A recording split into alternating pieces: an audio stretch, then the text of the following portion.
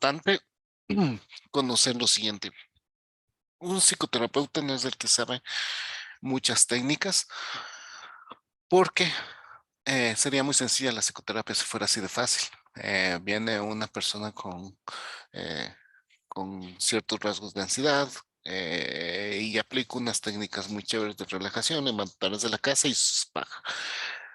Obtuvimos bienestar emocional en el paciente, fueron 5 sesiones y todo muy bien. Si funcionara así, seguramente no fuera tan compleja la psicoterapia y fuera a subestimar la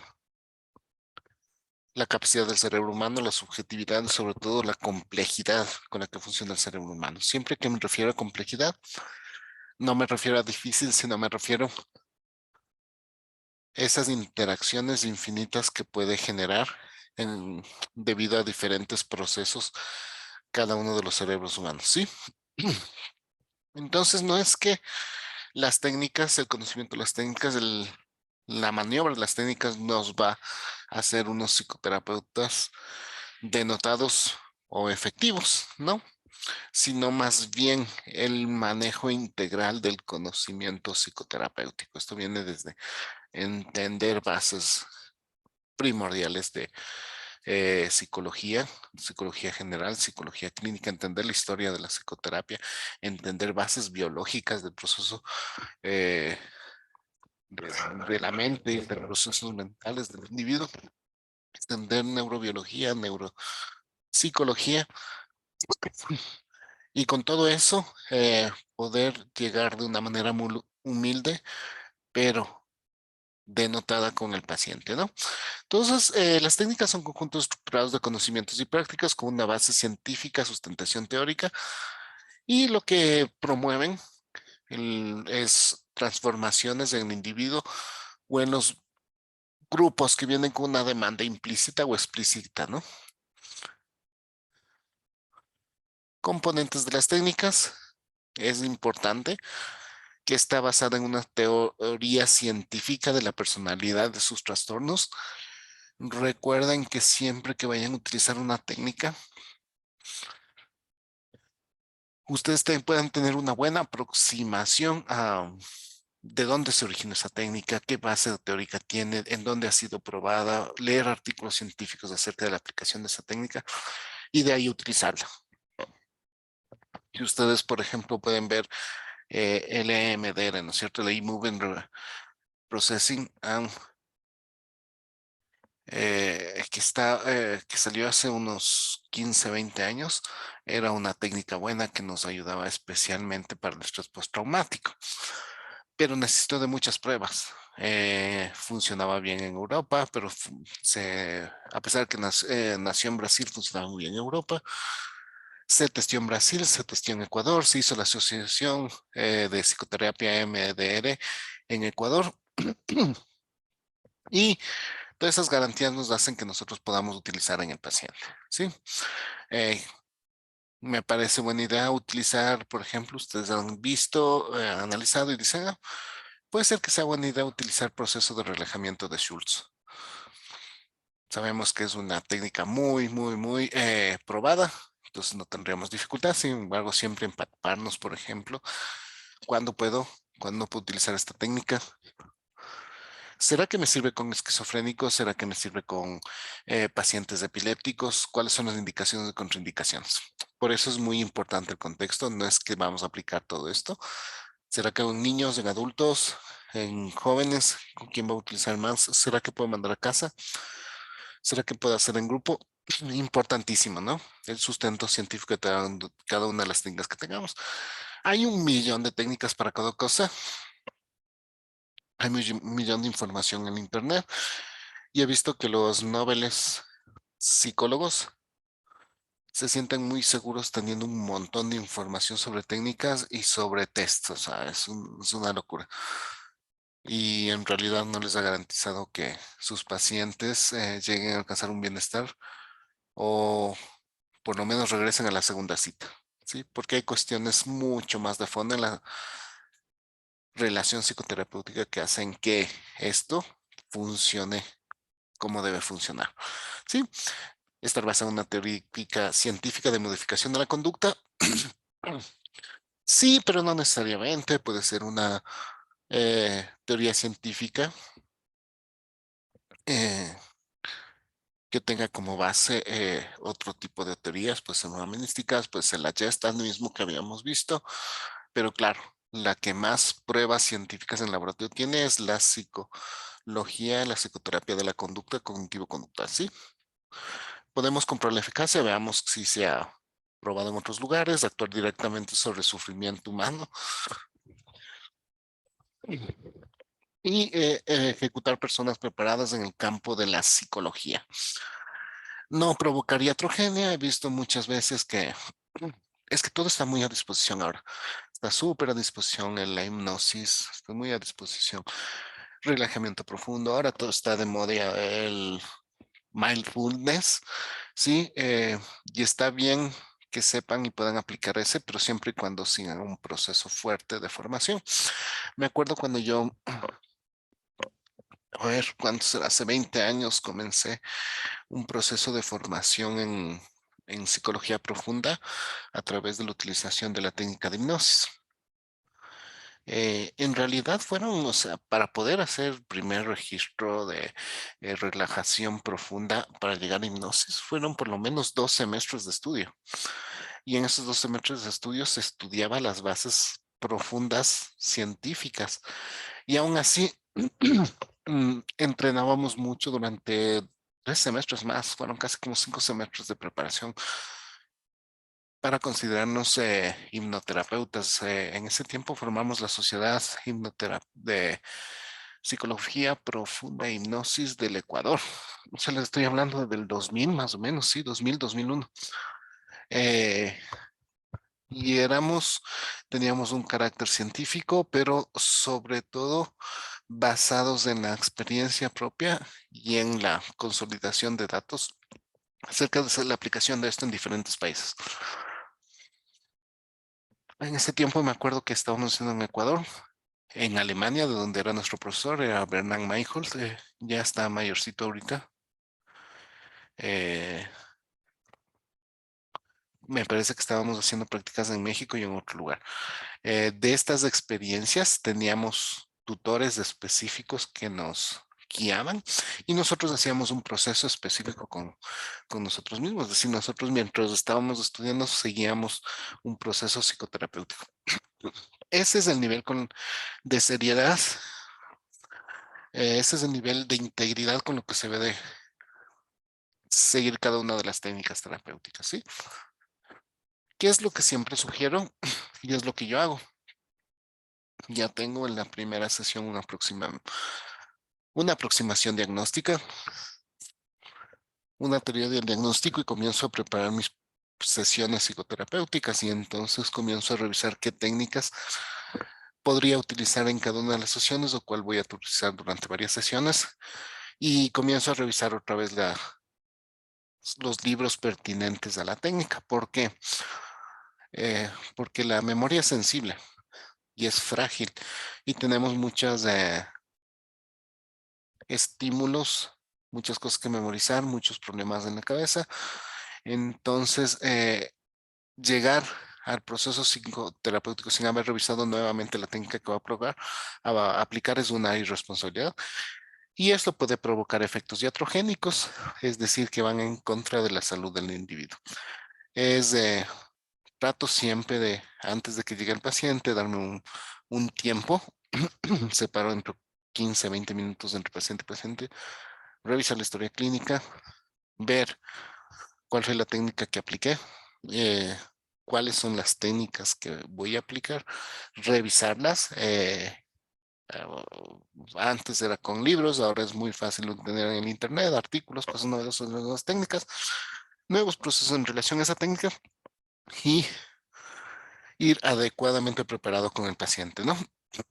Otras características, facilidad que los pacientes puedan atender cuando lo necesiten, adecuación grado de provisión de un cuidado adecuado, según el estado de desarrollo tecnológico, continuidad, la atención necesaria para estar coordinado entre diferentes profesionales, dispositivos, organizaciones, efectividad, las técnicas o procedimientos se proporcionarán de manera adecuada según el desarrollo tecnológico medio.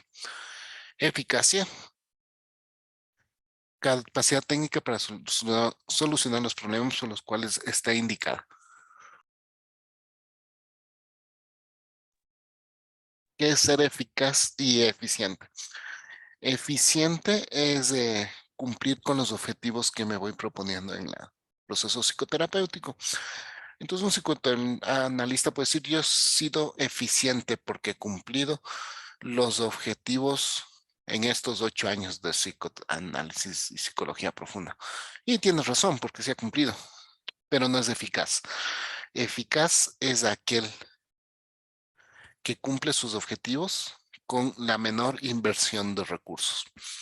Como estamos en un país donde ir a un psicólogo es un lujo prácticamente, no podemos dejar de ser eficaces, pero no quiero decirles que con esto seamos breves, rápidos o irresponsables.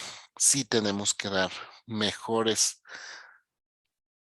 servicios al paciente en un tiempo que la economía del paciente pueda soportar, al menos cuando es consulta privada.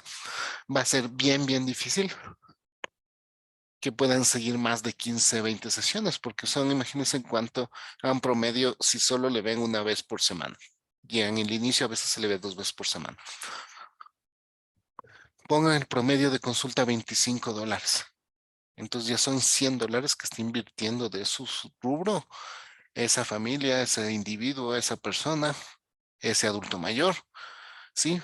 Para poder seguir su proceso psicoterapéutico. Y si le digo que así va a tener durante 8 años, posiblemente pueda resolver un asunto de una hipoteca con ese, con ese rubro mensual que le estoy cobrando. Entonces sí tenemos que ser muy responsables y por eso una forma de establecer nuestra responsabilidad es a través de hacer procesos planificados, coherentes, flexibles también al cambio y que nosotros tengamos suficiente preparación. ¿Por qué cobrar un monto u otro? Yo cobro, no cobro por la hora de consulta, sino cobro por lo que tengo que prepararme antes. Entonces, cuando ya llega el paciente y ya voy como 20 minutos, a veces hasta una hora adicional leyendo sobre lo que voy a hacer con ese paciente. Entonces, en realidad no estoy cobrando de una hora, estoy cobrando de 1 hora y media, 1 hora y 45 que le dedico, pero a esa persona exclusivamente 1 hora y 1 hora o 40 minutos de preparación. Sí, recuerden tomar en cuenta eso cuando ustedes también vayan a poner sus valores de psicoterapia. Eficiencia, consumo de esfuerzos, de economía personal, repercusiones indeseables de técnicas, resultados desde la perspectiva del consultante, paciente o cliente. Grado de incorporación de los pacientes y familias en los procesos de decisión de la técnica y grado de satisfacción de los mismos. Si son técnicas no habituales, qué sé yo, quiero hacer una relajación profunda, quiero hacer EMDR, sí tengo que explicarle al paciente qué es lo que voy a hacer, cuáles son los efectos y si eh, estuviera de acuerdo en recibir esto. Si es un menor de edad, siempre con la autorización del padre, aunque en menores de edad no es sugerible hacerse relajaciones profundas, sino ahí como que entra un poco más el mindfulness en la gesta, el reconocimiento de sí mismo. Pero como estamos ahorita en adultos, siempre es importante decirle qué es lo que vamos a hacer, hasta dónde podemos llegar, que siempre va a tener control del proceso, ¿sí? Porque pueden ser a veces cuestiones inquietantes las que pueden suceder. Seguridad, grado en el cual los procedimientos están libres de azar o peligros potenciales. Esto nos garantiza siempre que tengamos el estudio previo de cómo han reaccionado los pacientes a determinadas técnicas.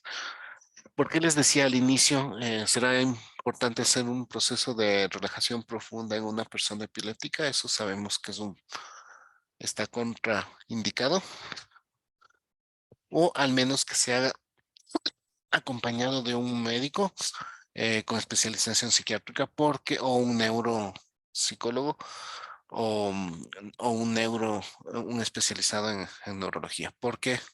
Porque las conexiones sinápticas, como ustedes saben, de la persona con epilepsia no funcionan de la manera que esperaríamos y al estimular a través de un relajamiento profundo y a concentrarnos en el hoy y en el ahora puede tener efectos iatrogénicos. Entonces, todas esas cosas ustedes deben tener muy, muy, muy claro, ¿sí? Como saben, eh, la psicoterapia es súper grande. Este curso que están siguiendo, esperamos que sea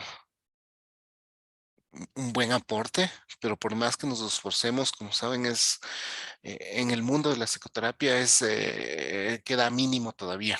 Por eso es que tenemos que seguir estudiando, seguir preparándonos, coger otro curso. Si les picó fuerte el bichito con este módulo de psicoterapia, quizás anotarse en una maestría en psicoterapia y profundizar más o coger una especialización en neuropsicología. Siempre es importante. ¿Por qué es tan diversa y compleja la psicoterapia? Porque es muy nueva. Alguna vez les comenté, apenas tenemos 120 años haciendo esto. Lo que nos hace es que sigamos descubriendo y y nos vamos a seguir equivocando en estos años hasta que se estabilice como ciencia. Pero ahí está nuestra responsabilidad, ¿no? Oportunidad, grado en el cual la atención se proporciona cuando se necesita. Variables relevantes de las técnicas.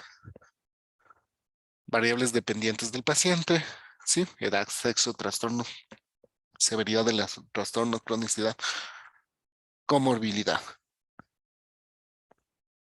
Entonces, por ejemplo, en terapia racional emotiva, quiero aplicar desensibilización sistemática en una persona que tiene fobia. Pongamos un caso específico. Tiene una persona que tiene fobia a la autoridad, ¿sí?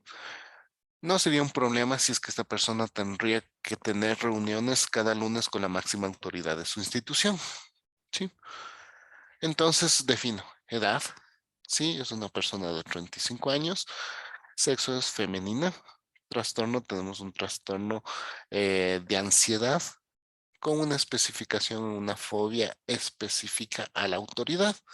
Severidad del trastorno, vemos que es un trastorno moderado debido a que influye directamente en su vida cotidiana, en el trabajo y también en el hogar, porque como es frente a la autoridad, tampoco puede relacionarse con su padre. ¿Sí? Cronicidad, vemos que es crónico. Morbilidad, no hemos encontrado comorbilidad en este tipo de trastorno. Sí, son las variables dependientes del paciente. Variables adscritas al terapeuta. Pongamos que soy yo, ¿no? Bueno, formación, tengo la psicología, tengo una maestría en psicoterapia y puedo manejar la desensibilización sistemática, ¿no? Me he especializado, he hecho los 12 pasos, no he estudiado formal, pero sí he estudiado desde el pregrado y siempre estoy leyendo por eso y confío en la técnica, ¿sí? Corriente escogida es cognitivo-conductual. Existencia de un terapeuta de terapeuta. Sí tengo yo un terapeuta para mí y que es terapeuta y también es una persona a la que le puedo contar mis casos y me puede dar cierta asesoría, ¿no? Asistencia de un coterapeuta, no tengo coterapeuta, eso es una de mis fuertes desventajas porque en la consulta privada es muy difícil tener coterapeuta porque saldría mucho más costoso, tendría que pagarle yo, tendría que subir la consulta, el monto de consulta de mis pacientes y es una cosa muy compleja. Si no estamos en una situación del país como para pagar coterapeuta, pero, por ejemplo, si ustedes trabajan en un instituto, en un hospital, en un centro de salud, pueden hacer procesos con coterapeuta porque ahí tienen algunos profesionales, a lo mejor hay dos psicólogos, se pueden ir turnando y por lo menos algunos pacientes complejos pueden hacer con asistencia de coterapeuta. Muchas veces los alumnos que se están preparando hacen la función de coterapeutas y son de gran ayuda porque nos ayudan a anotar, nos ayudan a preparar materiales, nos ayudan en los test, nos ayudan mucho, mucho. Es una gran ayuda, nos hace mucho más ágil la consulta. Porfa, me van interrumpiendo si es que necesitan alguna profundización específica, ¿no? Tipos de interacción entre las variables del paciente y el terapeuta, alianza terapéutica, acuerdo fundamental entre el paciente y el terapeuta acerca de las metas y tareas. Entonces, si yo hacer voy a aplicar una terapia de desensibilización, en la técnica de sensibilización sistemática, entonces tengo que tener acuerdos entre el paciente y el terapeuta, tengo que decirle que estos son 12 sesiones, tengo que decirle que durante estas 12 sesiones deberá comprometerse a seguir las tareas que también puedo enviar a la casa. Le puedo decir que a veces durante estas 12 sesiones voy a tener que llamarla 2 veces por semana. Le voy a pedir material específico acerca de la fobia. Puede ser que le pida una foto de la máxima autoridad de su organización, una foto del papá para trabajar a través de imágenes también, ¿sí? Entonces le digo, todo esto hay que hacer. Así funciona esta técnica? ¿Crees que podemos hacerle? No, no, sí. Ahí vamos negociando, ¿no? Ponemos compromiso y cumplimiento. Novedades, inquietudes hasta ahí.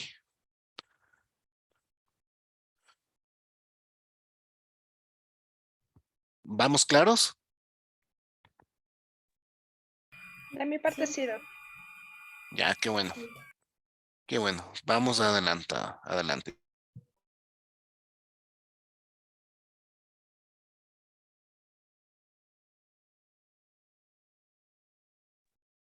Entonces aquí teníamos las variables dependientes, clasificación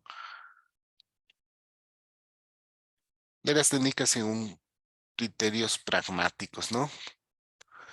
Siempre las técnicas debemos definirlas por la edad, niños, adolescentes, adultos mayores. Hay técnicas que son transversales a la edad, sin embargo, siempre hay que verificar cuáles son las variables que tienen esas técnicas de acuerdo a la edad. Por el número de individuos implicados, individual, de pareja, familiar, de grupo, institucional. Por ejemplo, ¿qué es algo que se utiliza en grupo? Puede ser un relajamiento autógeno de Schultz. Funciona súper bien en grupo. Es bueno si yo soy un psicoterapeuta en donde tengo varias personas que están con una ansiedad que se refleja a través más evidente sintomatología fisiológica. Puede ser una buena idea formar un grupo en el cual todos los integrantes del grupo puedan ir practicando el entrenamiento autógeno de Schultz y entre ellos se apoyen para seguir haciendo, ¿no es cierto? Entonces puede ser una idea para grupal.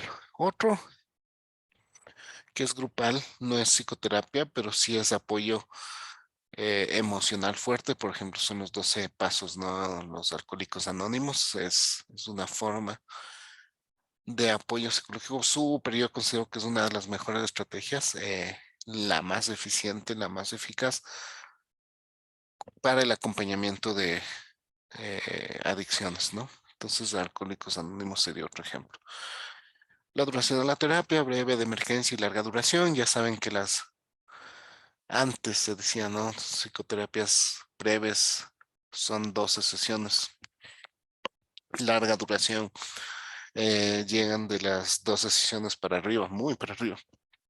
Emergencia son las sesiones in situ. Pero esto ha cambiado. O sea, ahora decir que una psicoterapia breve son 12 sesiones, eh, yo cuestionaría mucho porque el ritmo de la vida casi hace que en 12 sesiones nosotros tengamos unos avances súper fuertes con con el paciente, y las sesiones adicionales que se vayan implementando ya son de seguimiento más que de concentración psicoterapéutica misma, ¿no? Por los objetivos, intervención en crisis, focal. Intervención en crisis desde en ese momento, ¿no? Focal voy a hacer, o sea, viene una paciente y dice, no quiero hablar de mi vida, no quiero hablar de mi entorno, de mi trabajo. Doctor, lo único que quiero es que me quite la fobia a la autoridad. Entonces, nosotros nos cuestionamos, ¿es posible eso? ¿No es posible eso? tendría que explicarle las consecuencias, ¿no? De si es factible o no es factible eso, y hacerle ver que eso sería su responsabilidad si es que yo accedo a hacer ese tipo de tratamiento.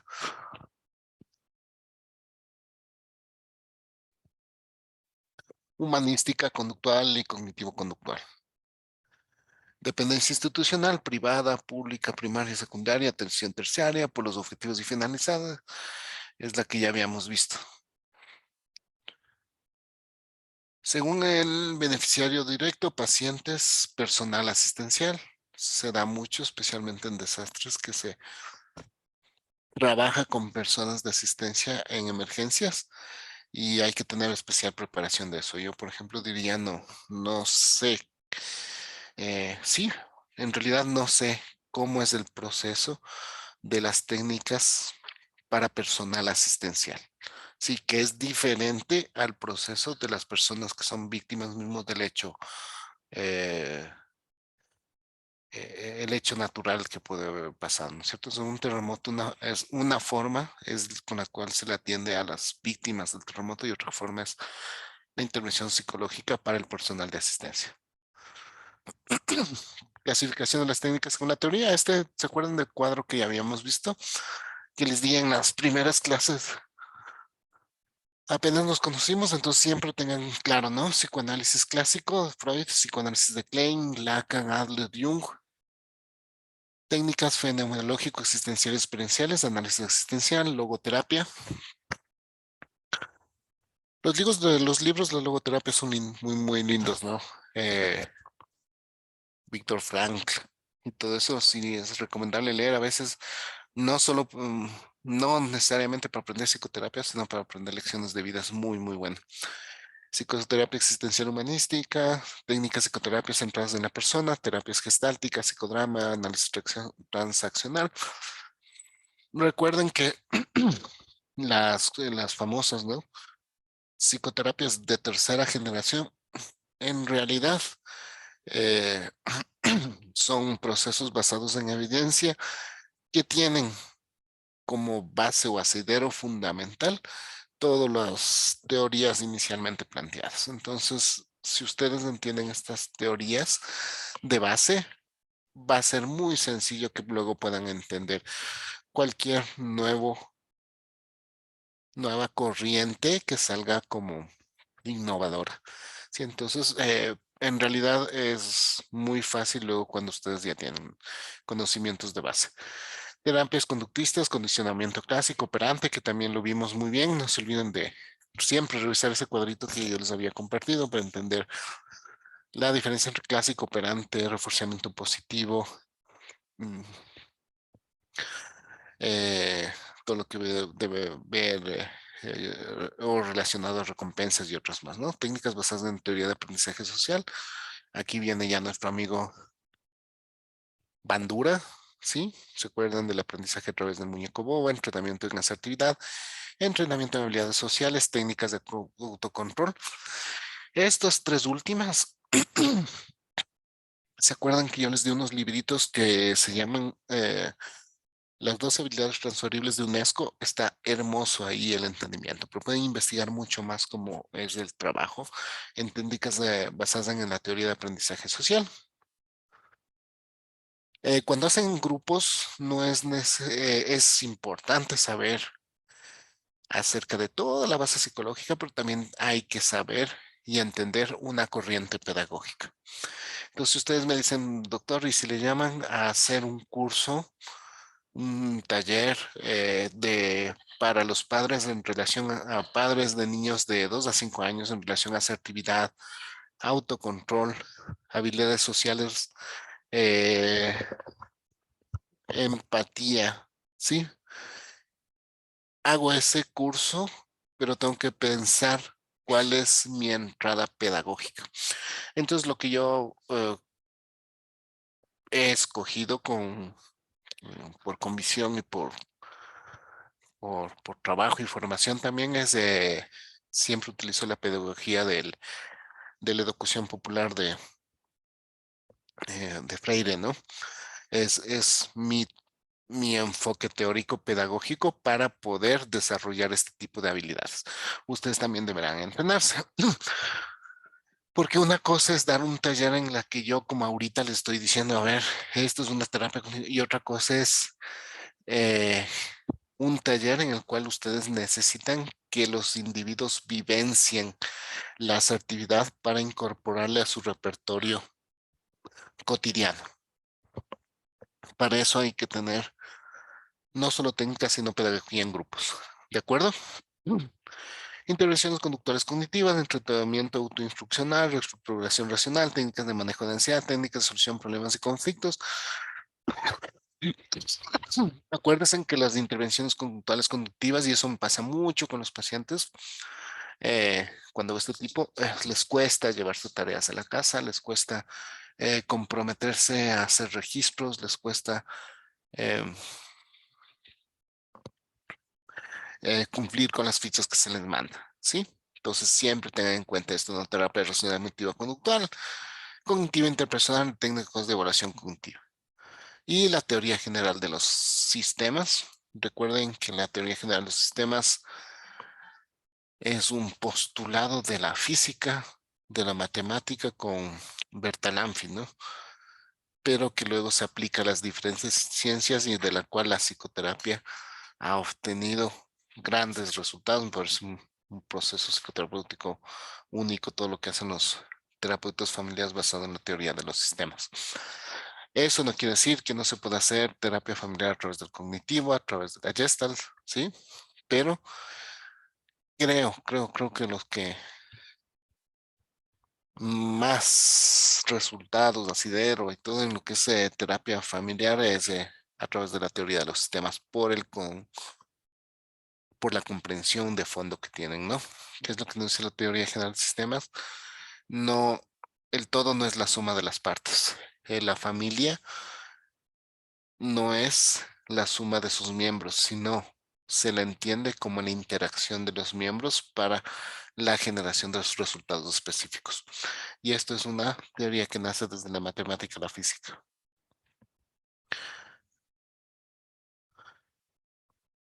¿Dudas, inquietudes por ahí? Doctor, en el tema de la terapia sistémica, ahora hay algo que se utiliza mucho que son las constelaciones familiares. No sé si me puede orientar si es parte de o es algo ya externo a la psicología. Sí, a ver, las constelaciones familiares es una técnica que no necesariamente está con la terapia familiar sistémica, pero lo utilizan como metodología algunos psicoterapeutas sistémicos. No la utilizo yo, no tengo conocimiento fuerte de eso, pero entiendo que está en proceso de prueba. Siempre para utilizar cualquier tipo de técnica, esperen que se lo haya probado o integren un grupo en el cual estén probando esto, ¿sí? Mm, eh, a veces lo novedoso vende y a veces atrae pacientes, pero no quiere decir que sea la técnica adecuada. Entonces, sí tengan cuidado siempre en esto. Entiendo que no es no nació con la teoría sistémica, pero sí utilizan algunos sistémicos. Veamos cómo va yendo eso, ¿sí? Y si es de tu interés, lo que te sugiero es, mira qué tan probada está para irla aplicando. ¿Otras inquietudes, otras novedades?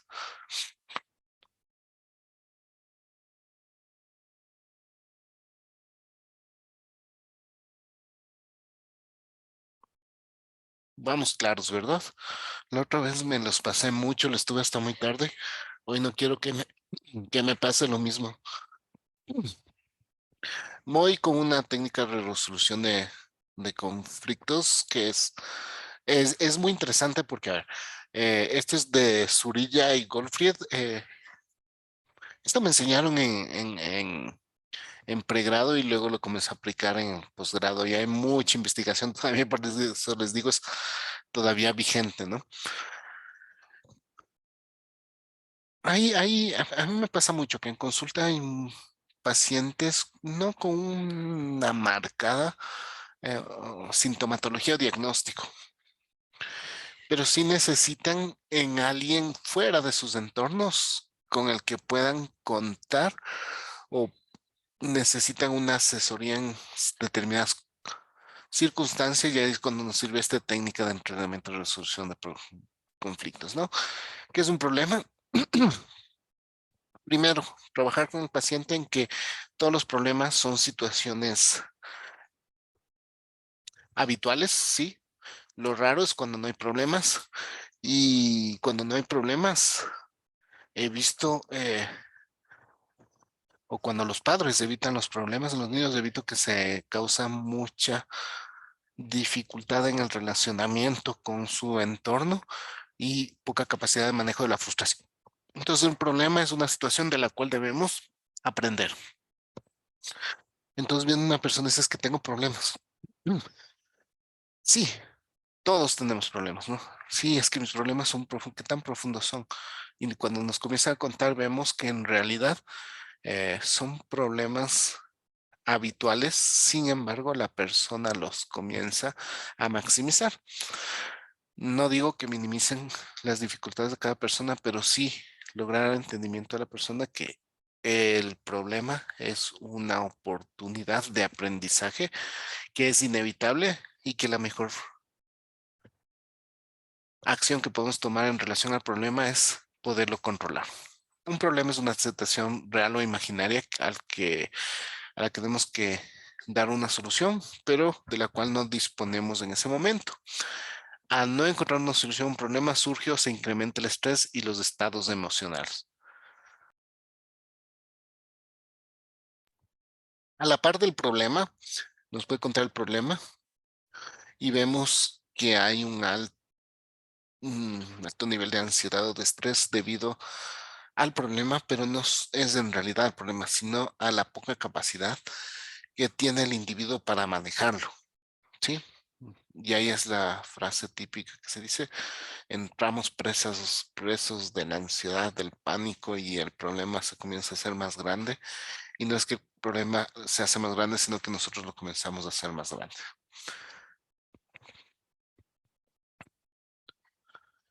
El entrenamiento en solución de problemas consiste en un procedimiento para el que se entrena a las personas a reconocer sus problemas, buscar soluciones adecuadas a los mismos e implantar la mejor solución a la situación donde ocurre el problema.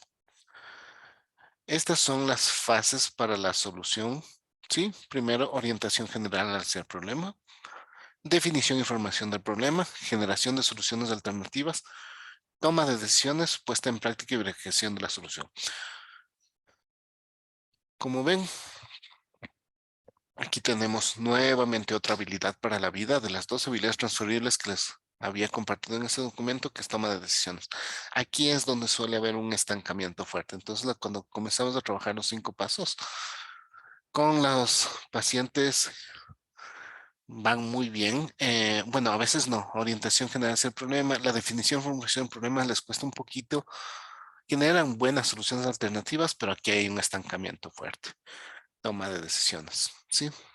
Y si uno quisiera ser un poco más curioso, si uno quisiera escribir algo en relación a la toma de decisiones, nos vamos a dar cuenta que estas personas adultas que no toman decisiones son personas en las cuales han tenido una sobreprotección especial por parte de sus progenitores, los cuales les daban tomando decisiones e incluso hasta ahora les dan tomando decisiones en su vida adulta. Entonces aquí he visto yo trabas fuertes, ¿no? En la definición, menos, pero sí en la toma de decisiones. Para pasar de un paso a otro, hay que haber superado previamente el anterior. Cuando en un paso no hay suficiente información, sea infravalorado o saltado, hay que volver a la fase o fases previas para que una vez haya sido realizado correctamente, podamos continuar con las siguientes. Orientación hacia el problema. Lo primero que se debe reconocer es que los problemas existen, están ahí, de nada sirve escapar de los mismos, hay que reconocer que existen y enfrentarse a ellos, pero de un modo efectivo y sin que causen mayores preocupaciones. Igual, si quisiéramos ahondar, si es un paciente con el cual tenemos programado muchas sesiones, podría ser interesante, como curiosidad de investigación, ver cómo era su infancia, ¿no? ¿De dónde nace esto? de escapar o huir de los problemas. ¿De dónde nace esto? ¿Quién aprendió eso? Es muy interesante porque dicen, no, es que ahorita me doy cuenta que mi papá tenía el comportamiento idéntico a mí. Y esto no es más que un aprendizaje vicario de nuestro buen científico Bandura que nos explicaba cómo se aprenden a solucionar los conflictos, ¿no? Entonces, una forma de solución es escapar del mismo que aprendió su padre. Si fuéramos más curiosos a ver cuál era la reacción de su madre, sí vamos a encontrar factores comunes.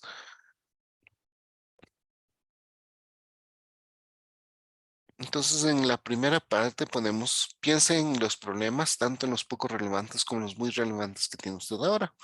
Cuando tenga clara la existencia cotidiana de los problemas y los identifique, pase a la segunda fase. ¿Qué problema tiene? Son las preguntas típicas que hacemos. ¿Sí? ¿Para cuál de los problemas necesitas encontrar una solución? Podemos hacer tablas de priorización de problemas. Una tablita de priorización es que luego que hayamos identificado del 1 al 10, le hagamos calificar a cada uno de los problemas en uno muy preocupante, medianamente preocupante, poco preocupante. Sí, así de sencillito. O sea, no necesitan un test que les pueda comprobar cuál es el problema que más le está agobiando a la persona. Eso en la cotidianidad práctica de la psicoterapia no es funcional.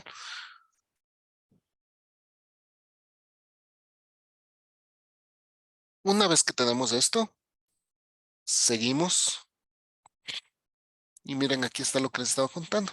Indica el problema 0 que tiene en la actualidad y su nivel de gravedad en una escala de 0, nada y 10 mucho. Entonces, vamos a tener una priorización de esos problemas.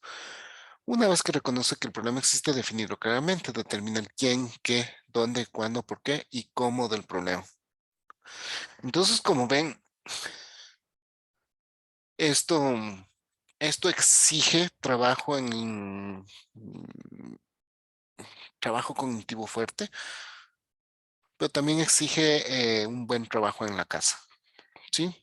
Porque no siempre se completa esto en consultorio, entonces ya saben, si su paciente está dispuesto a hacer eso, ahorita estamos en adultos, va a ser más fácil que se comprometa. Sin embargo, siempre midan el nivel de compromiso para continuar con estos tipos de procesos que exige fuerte trabajo en casa también. Descríbalo en términos claros, específicos y concretos. Utilice información relevante y desecha la irrelevante. Utilice solo hechos, no opiniones o creencias. No queremos sesgos cognitivos aquí. Importante en este proceso a darle acompañamiento fuerte, ¿no? Ayudarle a armarse, confunden, a veces dicen, pero pondré esto, será problema y nuestro buen criterio les ayuda a armar esta propuesta. Define y formula el problema. Fase 2, ¿no?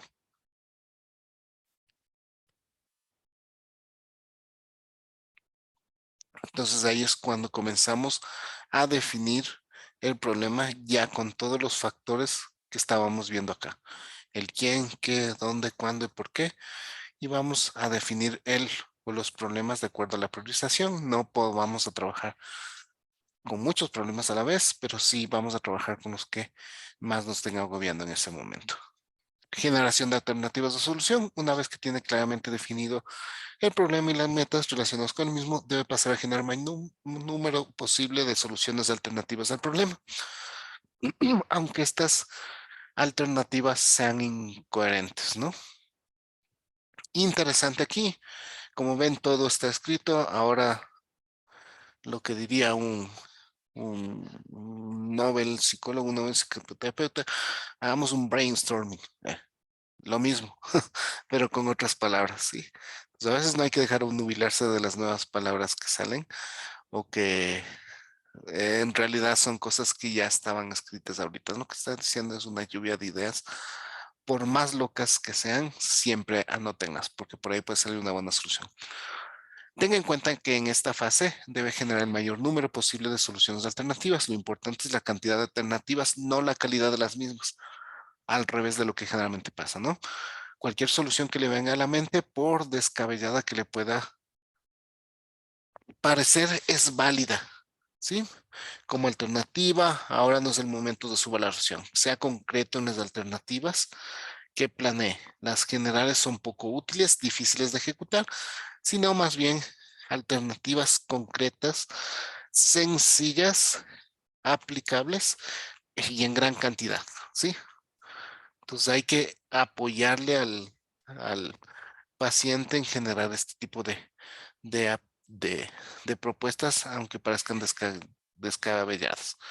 Pero ¿quién propone? O sea, en ese momento debe ser el paciente el que da las soluciones alternativas y aunque sea descabellada, eh, nosotros le apoyamos o nosotros le ayudamos a dar esas alternativas y soluciones. O Sí, ambas. el que propone es el paciente, ¿sí? Y luego vamos a ir viendo cómo seleccionamos todas las soluciones. Aquí lo que importa es que ponga muchísimas soluciones así sean descabelladas, porque en el paso siguiente vamos a tomar decisiones. En la fase anterior, elaboró un importante número de soluciones alternativas al problema planteado. De ella vamos a elegir una, aquella que resulte más adecuada, útil, mejor o eficaz para llevar a cabo en la situación problemática actual.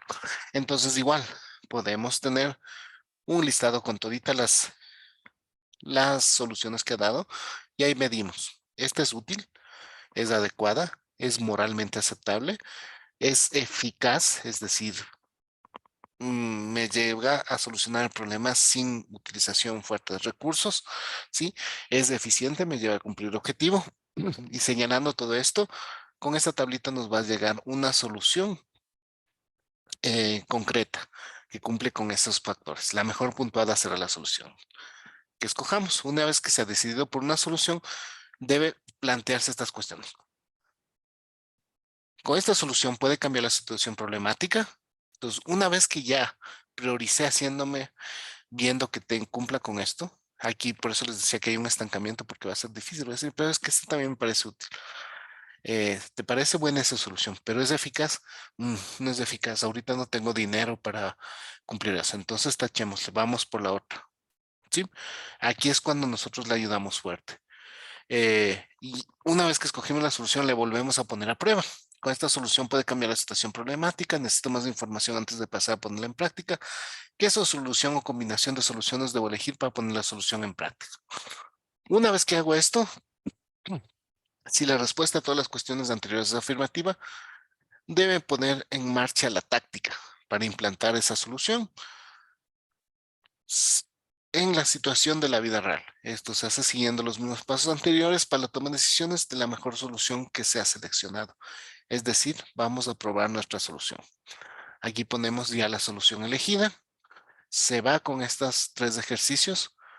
Principales razones para su elección, táctica para poner dicha solución en práctica y finalmente a la fase 5, puesta en práctica y verificación de la solución. Una vez que se ha decidido la mejor solución para el problema, tiene que pasar a poner en práctica la misma y verificar si en la vida real es efectivamente la más adecuada. Primero pónganla en práctica simbólicamente, imaginándose que usted lo está llevando a cabo. Una vez realizada adecuadamente, pase a ponerla en práctica en la situación real donde existe el problema. Una vez puesta la solución en práctica, debe hacer lo siguiente. Observe su conducta y el resultado obtenido en la alternativa. Compare el resultado actual observado con el resultado esperado para su solución. Retroceda a etapas anteriores si eso fuera necesario.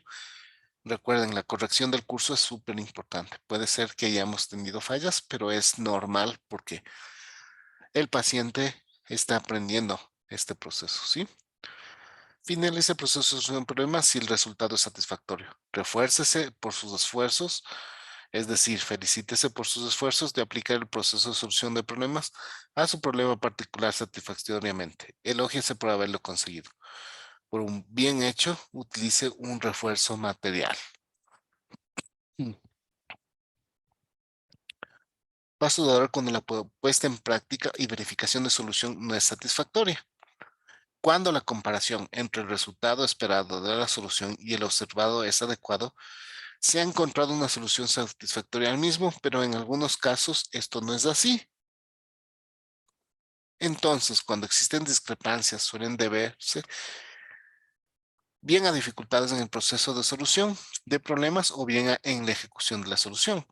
Si ocurre esto, hay que volver a las fases previas del entrenamiento en solución de problemas y comprobar si se ha definido claramente el problema, generando todas las alternativas posibles de solución, tomando una solución adecuada de solución y puesta en práctica de la misma. Recuerden que siempre trabajamos con el paciente diciéndole que estamos en un proceso de aprendizaje. Lo más probable es que nos salga bien en las primeras. Lo más probable es que haya escogido muy buena solución, pero la puesta en práctica es diferente. Y cuando vemos que en la puesta en práctica están fallando cierto tipo de habilidades, tenemos que reforzar eso en consulta para la aplicación de la solución. Si esa solución demandaba que la persona deba controlar estado de ánimo y no hicimos entrenamiento antes, puede ser nuestra culpa por no habernos dado cuenta de estas variables intrínsecas que puede tener el paciente. Con volver a analizar las etapas anteriores minuciosamente, seguro que encontrará aquello que le impedía llegar a la mejor solución o a la implantación real de la misma en la situación problemática. ¿Sí? Novedades, inquietudes en la técnica de resolución de conflictos.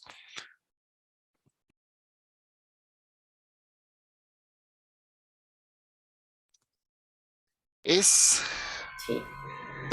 Dime, Tania. A ver, es que esto está muy, muy largo, muy complejo y no es que haya yo absorbido el 30% de todo esto. Es que en realidad es mucho, o sea, hoy día vimos demasiadas cosas y no sé. Primero, con respecto, bueno, a la técnica de entrenamiento de solución de problemas, o sea, ¿cuál sería el consejo para nosotros poder aplicar alguna vez esto? O sea, para poder aprender, porque obviamente ahorita no lo aprendimos, ¿no? O sea, ahorita escuchamos rápidamente cómo más o menos funciona, ¿no? Pero ¿cómo se practica esto? O sea, yo sé que con el paciente y en las primeras veces nos vamos a jalar, pero bueno, esa es una. Y la otra, sobre todas las técnicas. ¿Cómo escogemos nosotros la técnica correcta con el paciente? O sea, ¿cómo sabemos si es que tenemos que aplicarle, qué sé yo, una técnica gestáltica, una cognitiva conductual? O sea, ¿cuándo? O sea, yo quisiera así como saber los tips, ¿verdad? Para ver, o sea, si el paciente está queriendo suicidarse, lo mejor es aplicar esto.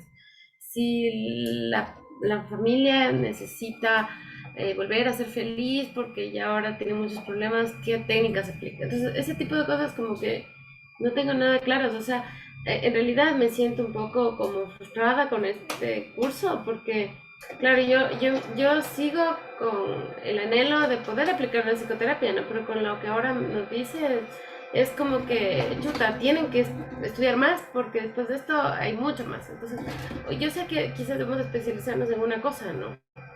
Y quedarnos en eso y aprender sobre eso al 100% yo, pero ahorita como que me quedo en el recontra aire porque digo, o sea, yo digo, o sea, la psicóloga que yo tuve hace unos 10 años, ella se sentaba, me escuchaba, me daba unos consejos y me iba. Y yo lo que decía era catarsis y nada más. No, y es lo que no quiero hacer. O sea, porque claro, yo le pagaba y no salía más que yo misma salí haciendo mis cosas, pero él, te juro que ella no me ayudó en casi nada, creo yo. Entonces, no quiero hacer eso, quiero que aplicar la terapia, pero ahorita ya no sé cómo, ni cuándo, A ni ver, nada. les dejo un video. Este video hice yo hice en pandemia, creo, ¿no?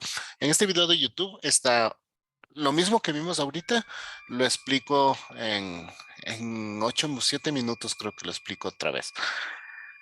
Eh, como ven, es complejo por virtualidad y es complejo absorber todo el conocimiento de los procesos psicoterapéuticos en un curso, ni en una maestría, ni en un PhD. Como tú mismo decías, Tania, un PhD es una persona un filósofo al doctor especializado en un tipo de psicoterapia, en un tipo específico de tratamiento. Entonces, un PhD en cognitiva conductual con niños que tienen déficit de atención. Eso es un experto, pues si le dices, puede trabajar con adultos con Alzheimer en asesoría familiar, va a decir, puedo hacerlo, pero no es mi experticia. Como se dan cuenta, es, es gigante mm, la psicoterapia y uno tiene que ver por dónde quiere irse especializando para poder ir viendo qué es lo que puede hacer. Por ejemplo, hagamos un ejercicio práctico, Tania. ¿Tú con quién trabajas? ¿Cuál es tu enfoque de cliente o de paciente o cuál es tu línea de trabajo?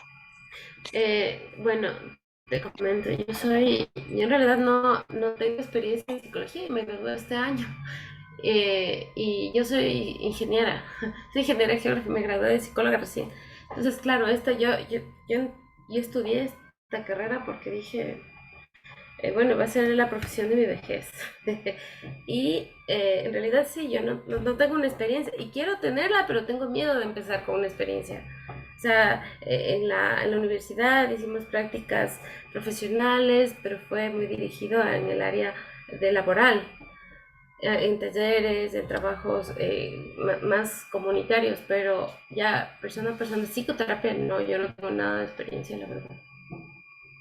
Sí, entonces este es un buen arranque, porque lo que aquí ustedes comienzan a percibir es, eh, tienes corrientes, tienes diferentes módulos y tú comienzas a especificar por dónde es lo que yo quiero seguir, ¿sí?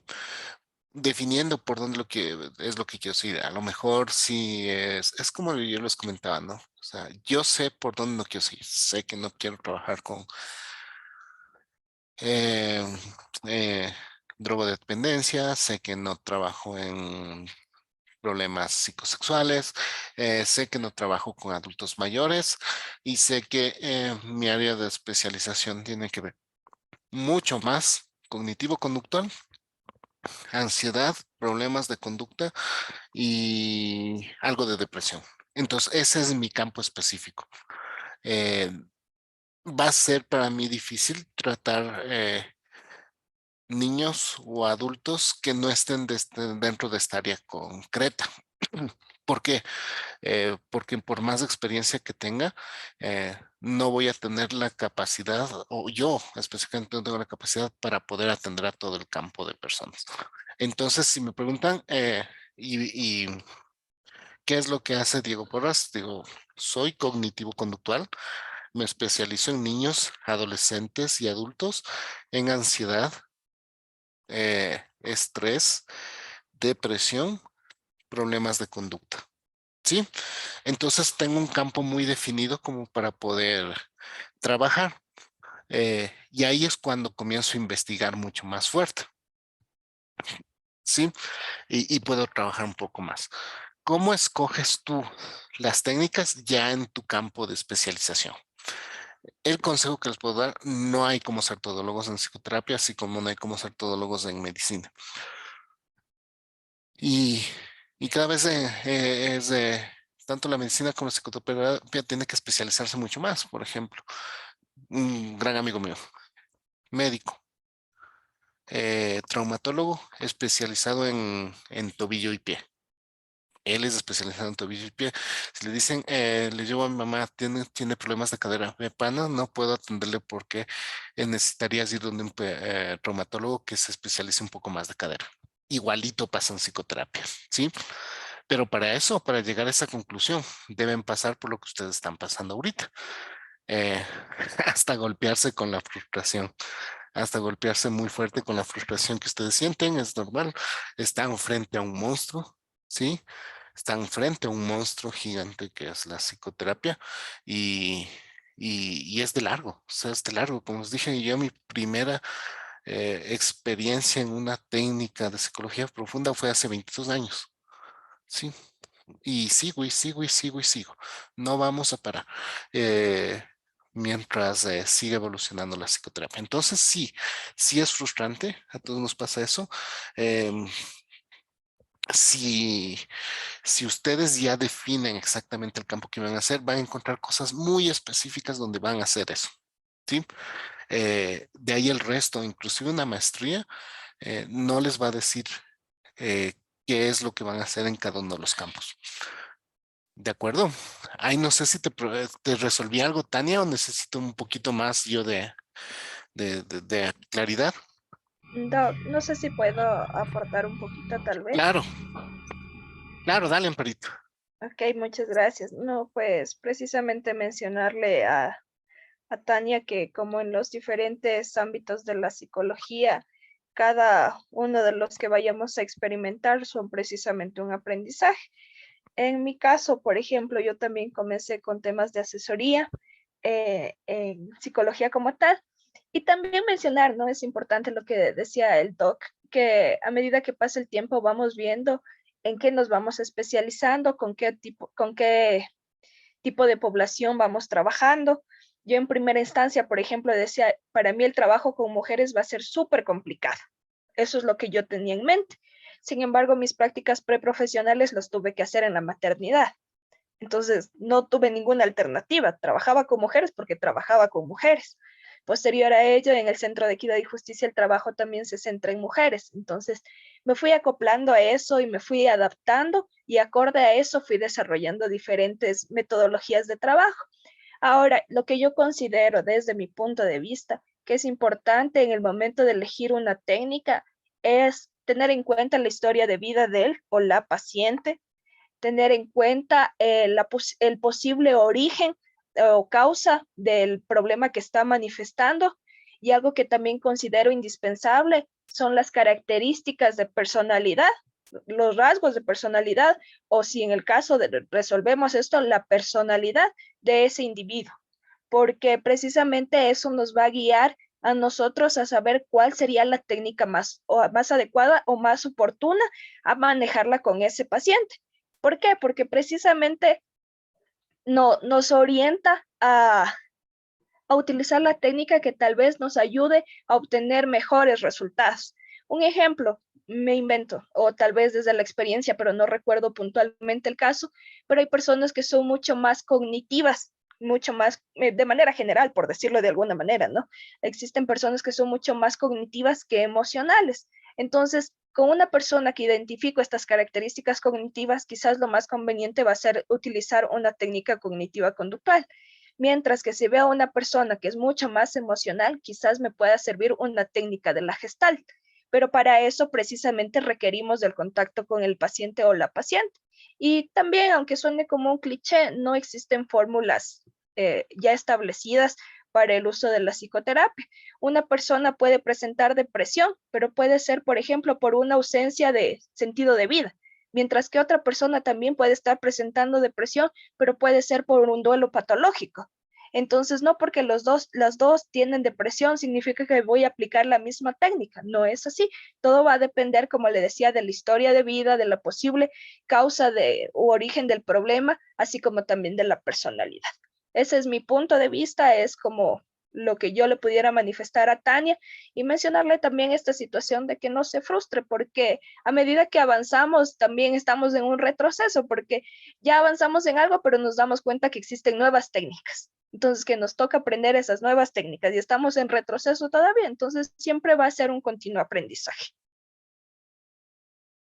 Sí, sí, totalmente de acuerdo con lo que dijo Amparito. Tania, lo que te recomiendo es, si ya quieres comenzar el proceso con tus pacientes, comienza con pacientes, porque sí se da mucho en la práctica. La recomendación es que siempre tengas un asesor, un tutor con el cual puedas conversar con tus casos. Entonces puede ser una paciente, un psicólogo, una psicoterapeuta que ya tenga experiencia y que puedas tú conversarle de los casos. Define los casos que puedes tú ir tratando por experiencia o define los casos que de acuerdo a tu personalidad se vayan ajustando, ¿sí? No cojas todo de inicio, sino escoge los casos que puedes y no puedes tratar. Todo va también de acuerdo a la personalidad del paciente. Entonces, si ves que te acoplas un poco más con adolescentes, trata de adaptarte o que tu consulta sea dirigido a eso. Entonces, Tania Naranjo, psicóloga adolescentes, y comienza a trabajar y comienza a coger experiencias. Luego ves que puedes trabajar también con un poco más adultos, comienza a coger adultos. Si se dan cuenta, y eso hago yo mucho, si les he comentado, si yo me doy cuenta que ese caso rebasa la capacidad de mi consultorio, mi capacidad de conocimiento, lo que hago es remitir. Entonces, si tengo, por ejemplo, un paciente borderline que me tocó justo a finales de año, ¿no es cierto? Entonces, era un paciente borderline, entiendo bien es la sintomatología borderline, entiendo bien el proceso borderline, sin embargo, el nivel de sintomatología de este paciente no estaba apto para un consultorio, sino lo que yo le recomendaba es que siga el proceso psicoterapéutico con un psicólogo y con un psiquiatra en un instituto en donde puede estar un poco más controlado. ¿Sí? Porque ahí me sirve saber mucho de sintomatología y sé que un borderline, en este caso específico, este paciente tenía intentos de suicidio, entonces rebasaba la capacidad de mi consulta. ¿Sí? Entonces, ten en cuenta esas cosas, Tania. Mm, Sigue especializante, coge pacientes de a poquito. Nos equivocamos. Yo no, cuando regreso al año 2003 que comencé a atender pacientes, me da vergüenza muchas cosas que he hecho, no iatrogénicas, pero sí me da vergüenza cosas que pude haber hecho mejor o que se me escaparon por inexperiencia, pero debemos comenzar a hacerlo, estimada Tania, para que vayas tú escogiendo ya el camino. ¿Te parece bien? Sí, sí, muchas gracias, Diego y Amparito, por sus palabras. Sí, en realidad, como es un monstruo todo este, todo este conocimiento, sí, sí me asusta, me asusta. Y yo en inicio pensaba que un psicólogo era lo que era mi psicóloga, ¿no? O sea, ir a que de repente aconsejar y apoyar y todo eso, pero en realidad es todo lo que no es, ¿no? Y Sí. sí, querer hacer bien y justamente eso, no querer hacer daño de ninguna manera, también es el temor, ¿no? De lanzarse de lanzarse pues ya al campo directamente. Les Pero sí, comento una cosa. Ajá, ujú. dale, Tania. Les comienzo una cosa bien bonita. En la primera generación de psicoterapia hicieron unas ocho compañeras, un grupo muy bonito de apoyo de estudio. Entonces, hasta ahora se reúnen una vez, unas 2 veces cada 2 meses, una vez por mes, a veces una vez por cada 3 meses, y estudian sus casos. Sí, a veces me dicen, Diego, ¿quieres participar? Bueno, y participo. Ustedes pueden hacer lo mismo. No deben estar solas. Como les dije, yo tengo una persona con la cual puedo yo discutir mis casos, con la que puedo comentar mis emociones en relación a mis casos y no estoy solo. Hagan grupos de estudio, tratan de hacer entre ustedes, este grupo es una buena oportunidad, hagan con los de su trabajo, hagan con sus ex de compañeros de universidad, hagan cursos de estudio porque así van a avanzar más rápido. Solitos se avanza muy despacito. Eso les recomiendo eh, para que no estén solitos en este proceso. Igual, si quieren preguntarme algo sobre sus pacientes, si me han preguntado exalumnas, eh, eh, pregúntenme y yo con gusto les puedo dar cualquier asesoría. Así breve, porque no puedo extenderme rápido, pero sí cualquier asesoría en relación a eso. Entonces, dale, Tania, empieza tranquila con asesoría, empieza.